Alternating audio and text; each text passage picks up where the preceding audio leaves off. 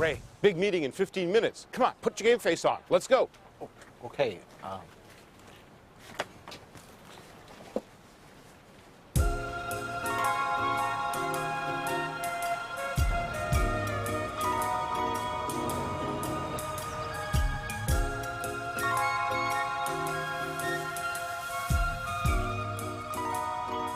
Hey, Ray, what's up?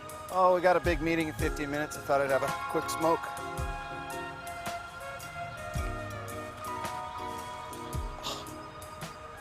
Oh, geez, I guess I left them on my desk. That was my last one.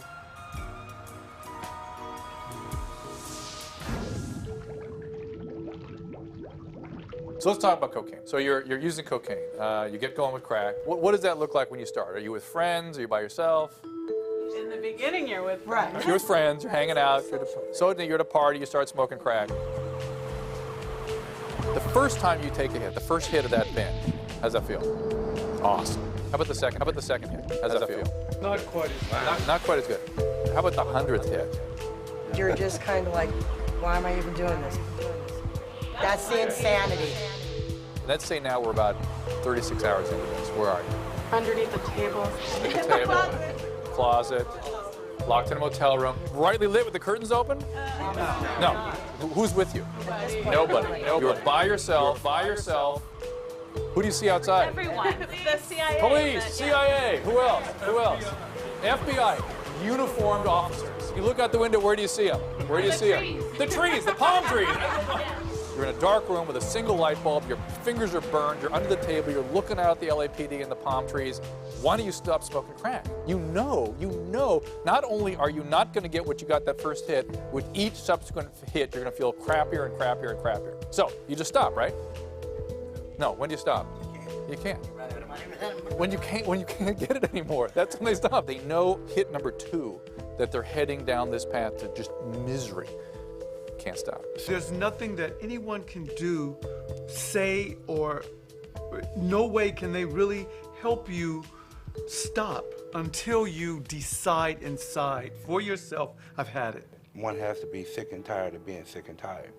When you get tired of just getting ran over by a truck every day. It doesn't matter the level of losses, the level of death, the level of financial, how many times have people been to prison? When is it enough? You just have to be done. If all I had to do was convince addicts they needed to stop, my job would be very easy.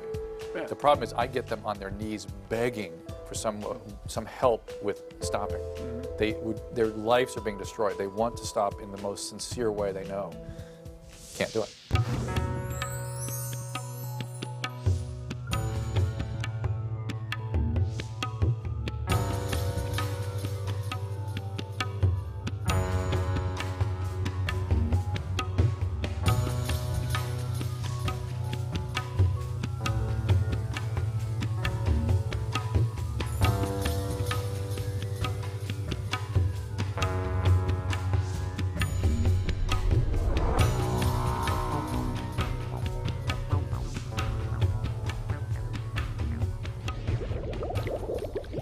Addicts have a misconception that they could just get off the drug, just get through the withdrawal, then that's it. But no, the hardest part is staying off the drug. And some of that is a result of the chronic changes the brain is in, which the real significant changes, the feeling of loss and irritability and mood lability, goes about a year. Pinsky's rule is 1 year. Pinsky's rule. Pinsky's rule takes 1 year to get the brain back to normal after addiction. And by normal, it's still never really normal because they always have drives that are activated by cues or exposure to these chemicals. I have a drug counselor in an outpatient program who always says to me, your addiction is sitting in that corner over there doing one-armed push-ups. He's just waiting. Yeah, that's what I'm saying.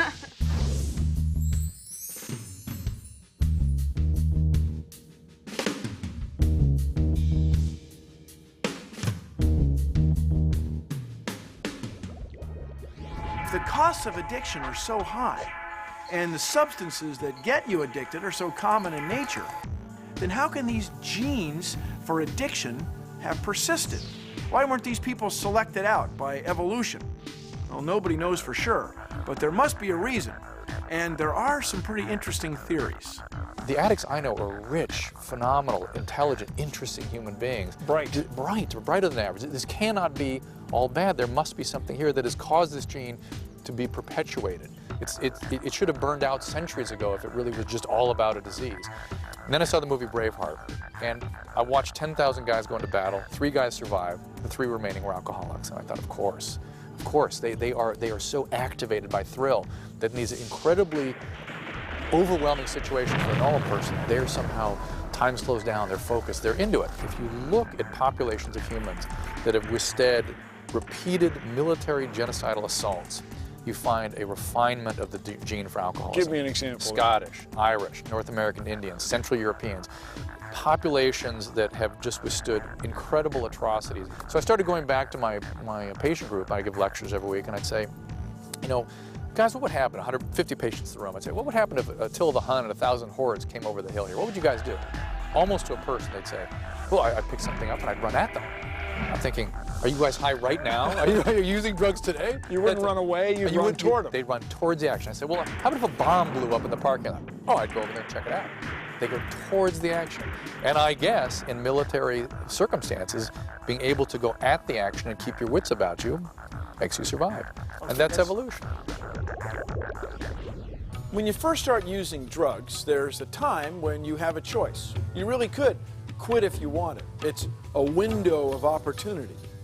But how long that window stays open depends on the person, the drug, and the circumstances. Because sooner or later, that window is going to close. And when it does, you no longer have a choice. Now you have a disease.